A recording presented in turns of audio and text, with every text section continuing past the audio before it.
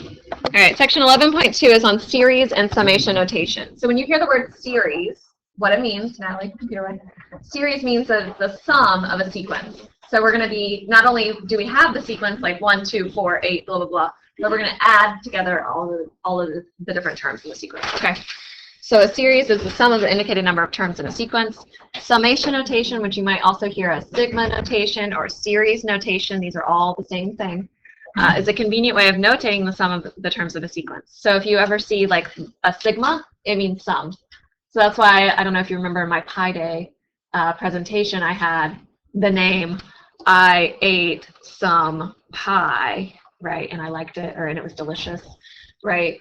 That's what sigma means, sum. So we read it as the sum of whatever. Okay, so whenever you see a sigma, you're adding up terms. So in this case, it says the sum of the first n terms of a sequence is represented by sigma starting from k equals 1 to n. So k equals 1 is where we start, and n is where we stop. And it's saying we're going to replace k with 1, 2, 3, 4, 5, all the way to n. And we add them all together. So it's going to be like A1 plus A2 plus A3 plus A4, dot, dot, dot, all the way to the nth term. If it had an infinity sign on the top, it would mean that you have an infinite series and you would add up an infinite number of terms. Kind of weird. Yes? It would not. Ah, we will see. The classic example is 1 plus 1/2 plus 1/4 plus 1/8. It doesn't end up being infinity. Ponder that for the next couple days. All right, so find each sum. So if I have on the very first one, k equals 1 to 6 of 2k, what that means is I'm going to start by plugging in k equals 1, and I'm going to continue plugging in k values until I get to k equals 6. So I'm going to have 2 times 1. I'll have 2 times 2, 2 times 3, 2 times 4, 2 times 5, and 2 times 6. And since sigma means sum, I add all those different things together. So I'm going to have 2 plus 4 plus 6 plus 8 plus 10 plus 12, which works out to be 42. So speedy. You're going to learn all these tricks, and you're going to be like showing all your friends how smart you are. You just know all these mental math tricks. You're about to learn that one. Okay, so next one. So this one's saying start at k equals 0. And we're going to end with k equals 4. So I'm going to have 2 over 0 factorial plus 2 over 1 factorial plus 2 over 2 factorial, 2 over 3 factorial, and 2 over 4 factorial.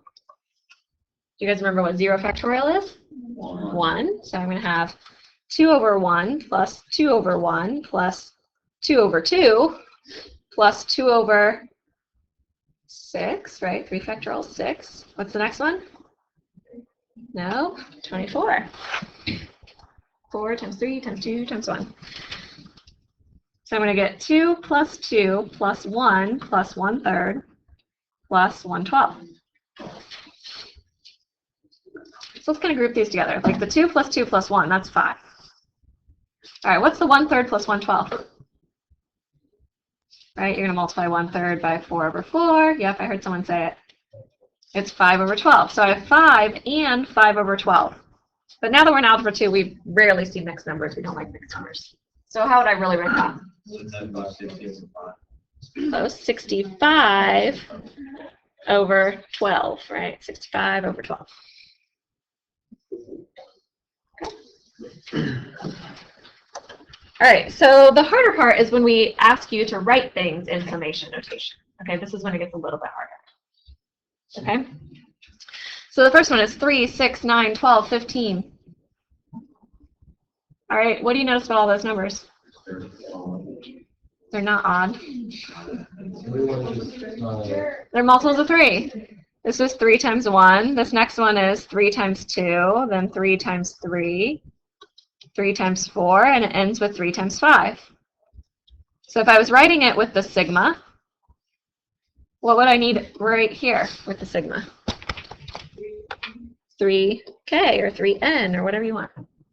The typical letters we use for summation notation is I, J, K, or N. Those are 4 different things. I, J, K, and N. Yeah, Alex? I know, it's very confusing. I is a typical thing for summation notation, but it does not mean the square root of -1 in this case. When you see a sigma, it's just a letter. Yeah, they're just mean. They don't. All right, so we're going to start with k equals 1, and we're going to go to k equals 5. So it's going to look like that. K equals 1 to 5 of 3k. Okay, so how about the next one? What are some different patterns you notice? What about the top? It's always 2 or -2, right? It goes back and forth. Do you remember what I said about alternating sequences? Right, it's alternating.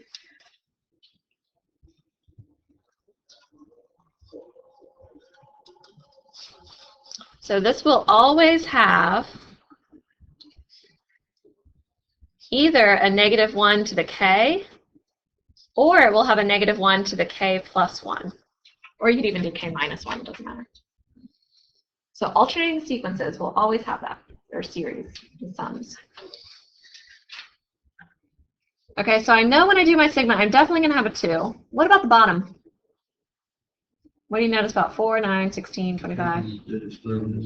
They're the square of something, right? I'm just going to do k squared. Okay, you could do k plus 1 squared. I heard someone say that. That would be fine.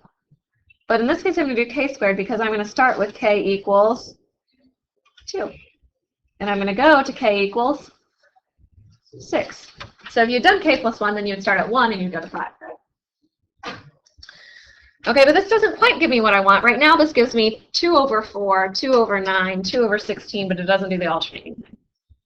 So that's when I say, okay, well, what about if I have -1 to the k? Would that work? Try it. Plug in k equals 2. What do you got?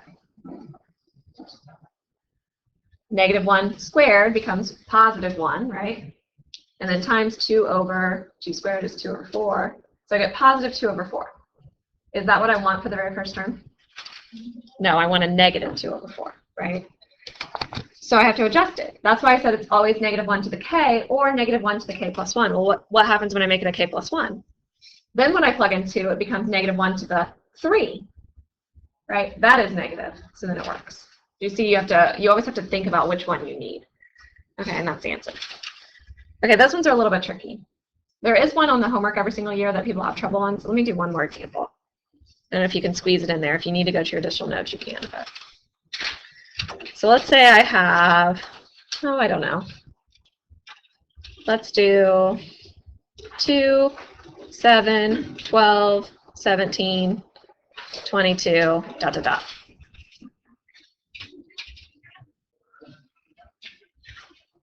What are we doing for the sequence? What am I always adding?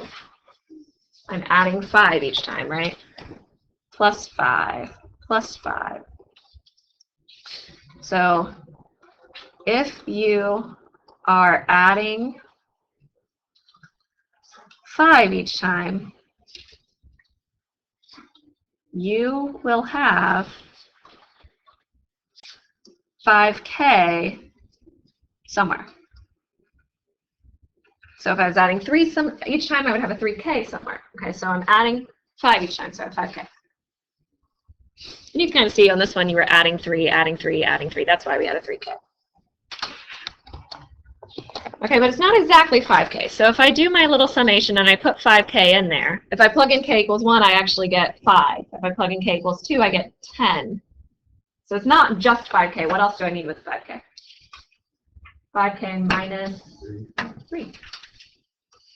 Now do you see it? When you start with k equals 1 and you plug in k equals 1, you get 5 minus 3, which is 2.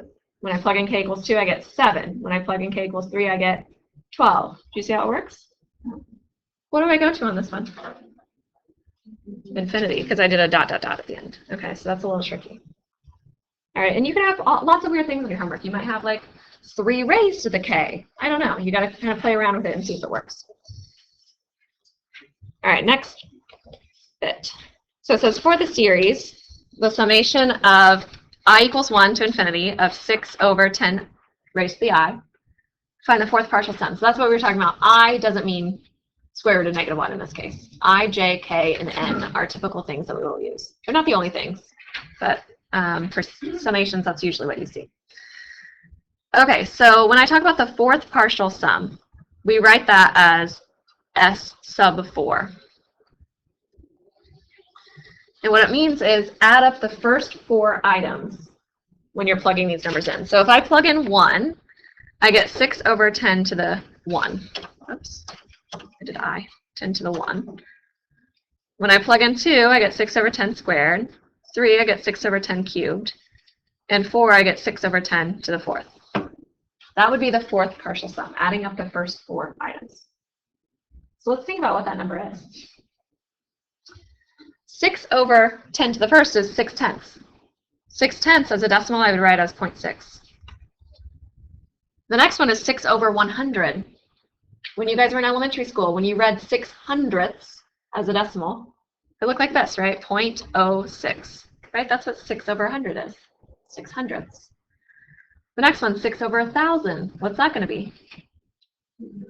0.006. And the last one is going to be 0.0006. So when you add these together, what do you get? 0.6666. I did 4 of them. It's okay. 4 is okay. 3 is a little creepy. My sister, when she was in college, this was before we had cell phones. She went to Marion College right down the road. And when you got to the dorm, you had to call someone to let them in the door. And so her phone number to her dorm was 666. And so she would get calls from drunk people almost every night saying, "Can I talk to the devil? Is the devil there? Is Lucifer there?" And so she had to take her phone off the hook every single night. So it's pretty weird, isn't it? Yeah. They have a place for like miles, and they have a 605 students. That's funny because they didn't want to do. Yeah, it's kind of like superstitions, like with elevators. A lot of times there's no like 13th floor. Isn't that weird? Yeah, weird. All right. So anyway, so you have this. So then the question is, what's the infinite sum? The way we write the infinite sum is just S. What do you think the infinite sum would be? 0.6 repeating, right? What fraction is that? 0.6 repeating? 2/3. Okay, so the infinite sum would be 2/3. So you can find an infinite sum. We just did. That's an infinite number of items added together. It makes a finite answer, 2/3. Okay, so I have lots of mathematician stories for you. We'll talk a little bit about Mr. Napier. Not Mr. Napier, our teacher here, but Mr. Napier, John Napier, who did logarithms, right? You had that in your little logarithms packet. Some of you guys have not gotten to that station yet, but we'll talk about that. He was a really creepy dude. He carried a spider in a box, right? And then he tricked people with a rooster. Do you remember how he tricked people? Yes. Yeah, so he thought some of his servants were stealing from him, so he said, "You're going to go into this barn, you're going to talk to this magical rooster, and this magical rooster will tell me whether or not you're lying to me." And so the servants went in one by one, and they were supposed to talk to the rooster, and they were supposed to pet the rooster. And he had put soot all over this black rooster, so then when they come out, he says, "Were you lying to me?" And the person says, "No, I was telling the truth," but he looks at their hands. If their hands were clean, right, they weren't lying to him, or they were lying to him because they did not touch that rooster, right? They weren't gonna touch it. They thought that he was lying. Okay, but if their hands were dirty, then they had nothing to lose, and they weren't scared of this magical rooster, and they touched the rooster, right? So kind of interesting. So there's lots of crazy mathematician stories. Mathematicians are very, very strange. Carl Friedrich Gauss is one of them. Carl Friedrich Gauss, even when he was a little kid, he was very strange. He got in trouble a lot because mathematicians aren't always nice people. So he wasn't really a nice little boy. So when he was 10 years old, there's this story. And the story goes 2 different ways. We don't know exactly what happened. But one of the stories is that the whole class got in trouble. And then they were all penalized, and they had to add up the numbers 1 through 100. And they weren't going to move on until they found the sum 1 through 100. Okay? And the other story is that just Carl Friedrich Gauss got in trouble, which maybe. He wasn't a very nice person. And he had to add up the numbers 1 through 100. Okay? So he had to go to the corner like dunce cap, sit on the chair, and add up 1 through 100. Okay, most 10-year-olds, my niece is 10, if I asked her to add up 1 through 100, you know what she would do? 1 plus 2 is 3, 3 plus 3 is 6, 6 plus 4 is 10, and she would keep adding up, right? Wouldn't you? I would as a 10-year-old. Or I'd be like, no, I'm not going to add up the digits 1 through 100. All right. So he did it, and he did it very, very fast. And his teacher said, there is no way that's the answer. And he said, no, that is the answer. I promise. Here's how I did it. And he was right. Okay. Here's what he does. He knew that there were 100 numbers. He paired them. He said 1 plus 100 is 101. 2 plus 99 is 101. And 3 plus 98 is 101. He said that there were 50 pairs of numbers. And he used what I've been using all day today, the distributive property. So he said, oh, 50 times 101 is 50 times 100 plus 1. 50 times 100 is 5,000. 50 times 1 is 50, right? So he said right away that the answer was 50-50. And his teacher said, there's no way that the answer is that big. It can't possibly be 5,050. You were wrong. And he said, no, I'm not. It's pretty smart, right?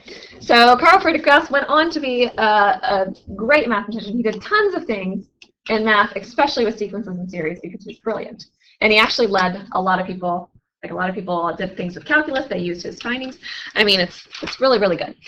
Okay, so anyway, so use mental math to estimate each sum. Now, when I say mental math, you can write some things down. I just don't want you to use your calculator. I don't want you to be like, oh, on my calculator, 11 plus 12 plus 13 plus 14, because when I give you like 1,000 things to add up, you need to know how to do this. Okay, so 11 plus 12 all the way to 30.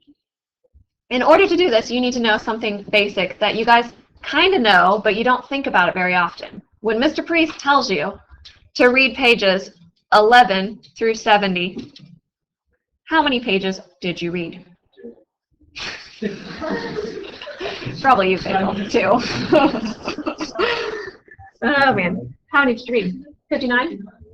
You did not read 59, because if you started on page 11 and you read all the way through page 70, you actually read 60. So what happens is you take 70 minus 11, you get 59, and then you add 1 because you've subtracted out that first page. It's kind of confusing.